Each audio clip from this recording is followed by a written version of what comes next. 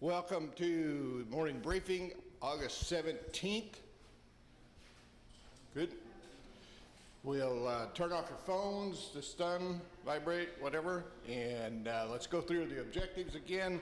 Provide for the safety of the firefighters, responders, and general public by identifying and mitigating hazards through accepted practices and operating guidelines. Protect life and property by pre-positioning resources and utilizing local resources in direct attack through safe firefighting tactics, keeping losses of property as minimal as possible. Assure that the strategy, tactics, current and predicted weather, fire behavior, and hazards are clearly communicated throughout the incident. Establish unified command with local, state, and private and federal cooperators whenever possible, and conduct all operations in a safe, cost-effective manner while promoting mutual respect in an atmosphere free of discriminating or harassing remarks and behavior. Whew. Okay, so with that, I don't want to be in the light. So, all right. So with that, we will turn it over to weather.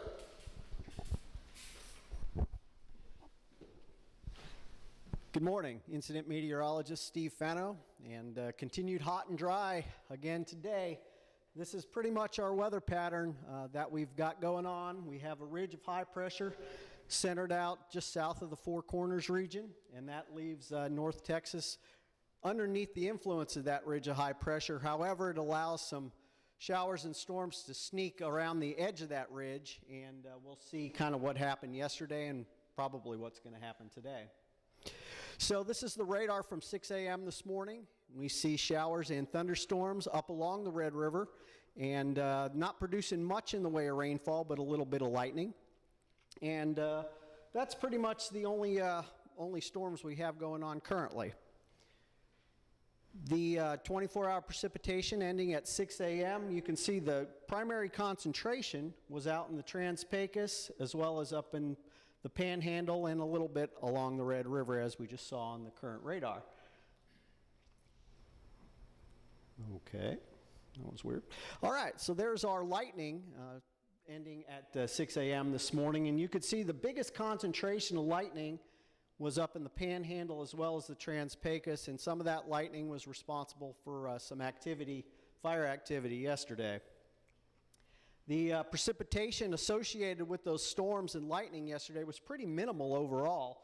We had a couple of places down here in the Trans-Pecos that picked up close to ½ an inch, but most of the Panhandle, although there were some spotty areas that probably picked up close to ½ an inch, most areas were less than $1/4 of an inch. So for today, our highlights, like I said, continued hot and dry is pretty much the message. The breeze will continue today, pretty much south, 10 to 15 miles per hour with some gusts to 25. We're going to see storms in about the same place tomorrow or today that we saw yesterday. So Trans-Pecos, Panhandle, and up along the Red River is going to be the primary spots. There may also be a few showers and storms along the Gulf Coast, but that would be about it. This pattern is really going to stay with us through Sunday. It really looks very similar. And then we will see some changes as we head into early next week. So temperatures for today, hot again. Most areas 95 to 100, with some areas from central Texas down to the coast exceeding 100 degrees, even up to 105 in some places.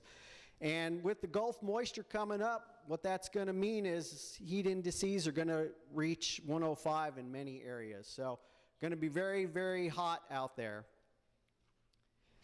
The relative humidity, we've actually been doing pretty well. Most areas are staying above 30% during the daytime hours. I think as the vegetation starts to dry, you'll see that trend continue to slowly drop. But for today, I think out west is about the only place we'll see humidities drop below 30%. Pretty much Trans-Pecos and far west. Winds, like I said, south 10 to 15, gusts to 25 overall. And there's the best places for storm chances today. And really, I think the Panhandle's got the highest chances, and that really looks like it'll happen. And looks like another day of lightning activity and gusty erratic winds anywhere near those thunderstorms. So the change that I was talking about starting early next week looks like this. We have a cold front, little upper trough and cold front that's slated to move across Texas Sunday night into Monday, and with it, it'll bring a little area of blobs of precipitation, but that precipitation will be concentrated pretty much on the cold front, and then by Tuesday morning, the front is pretty much close to the Texas coast, the precipitation's gone, and then what that means is it'll be dry and a little bit breezy behind the front. But just looked at some of the latest computer models, and it doesn't look like humidities are going to drop into the teens and low 20s like I was thinking might happen. Right now, it looks like they'll probably stay above 25% across the board. And then after we get rid of that cold front, basically mid to late next week looks pretty much hot and dry again. We lose the front, we lose the trough, and the ridge of high pressure stays pretty much where it's been, and that's just to the west of the area. So very, like I said, very typical summer pattern for August for the state of Texas. And that's all I have. I hope everybody has a great day.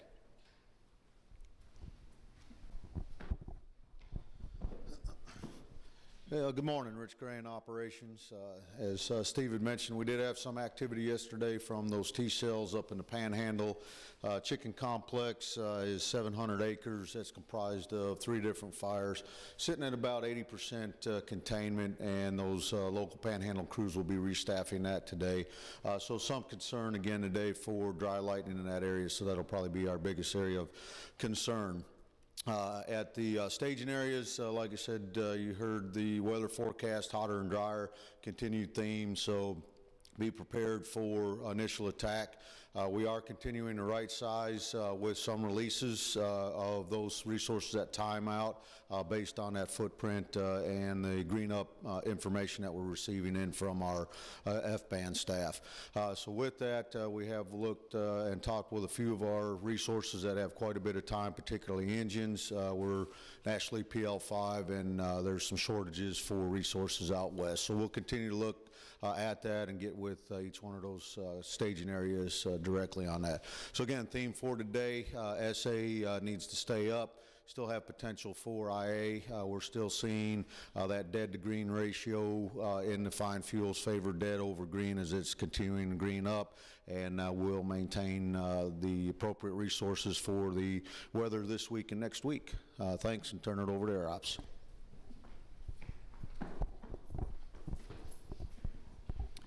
Good morning, Nick Holzbach, Air Ops trainee.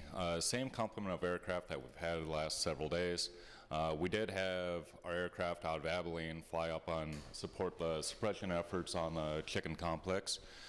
And with that, we have air attack in 2 seats in Abilene, air attack in 2 seats down in Fredericksburg, 2 seats over in Giddings, our Type 3 helicopter over in Mineral Wells, another Type 3 helicopter here in McGregor, Type 2 helicopter in Smithville, and our Type 1 helicopter in Cisco. That'll do it for Air Ops. Morning, John McGee, Safety. Safety's on a roll. We haven't had any significant, serious, or even minor accidents, injuries, or illnesses that we can speak of. So, keep it up. Keep paying attention to the basics and attention to detail. Heard from the weather, going to get hotter and drier, heat indices way up well over 100. So again, I repeat, that brings into play heat-related injuries. So you got to know what those symptoms are so you can recognize them in your crewmates and take action. Stay hydrated, but also remember, hydration alone won't prevent you from getting these injuries. It's all about the core body temperature. You got to stay cool, okay? We also heard from ops, still having fires. Those of you in the staging area, if you do get deployed, sent to a fire, take a look at the weather and see if you're going to be driving into any severe weather, especially lightning. Have a plan what you're going to do with lightning before you get there, okay? And with demob, right sizing, reconfiguration, a lot of people are going to be on the road. So again, driving. We've already had a fatality out west a line of duty death from somebody driving to or from a fire. It still is the single cause of most of our fatalities. So, slow down, defensive driving, stay away from those big trucks. And again, everybody keep an eye on each other. We'll all be back again tomorrow.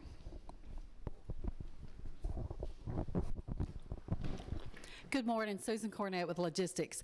Y'all, you've heard the weather. There's a lot of stuff going on out there, and we still have the same mission here from McGregor ICP, and that's to support the field people, everyone on the line. So any needs you have, please get with us, and especially those that may be demobbing. If you have replacement requisitions or any kind of those items, go ahead and get those to us so we can start putting those through the IBA for approval. Make your trip in here and out of here a lot quicker. So again, anything you need ground support wise, communications, medical, it all comes through this location. So let us do our job in helping you, and you have a fabulous day. Thank you.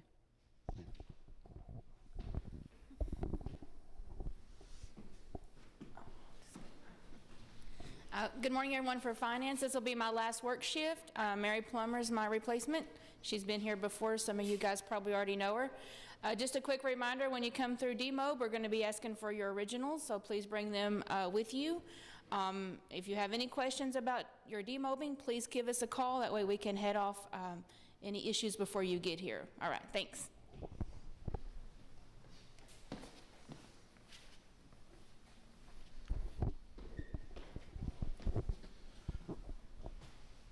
Okay, so the IC's got a prior engagement he's dealing with at this time. I'm sure one of the things he wants to reiterate is what he said yesterday. School has started. It's new for the kids. They're a little bit excited, maybe getting back to school, and going to a fire, you might be a little bit excited, so keep it low, keep it slow, and you'll make it there. That's the big thing. And the thought for the day, this being like 216 days, there's an old Kenyan proverb that says, if you want to go fast, go alone. If you want to go far, go with a friend. We've got a lot of friends in Texas, and we got a lot farther to go. So take a friend, look after each other. That's it.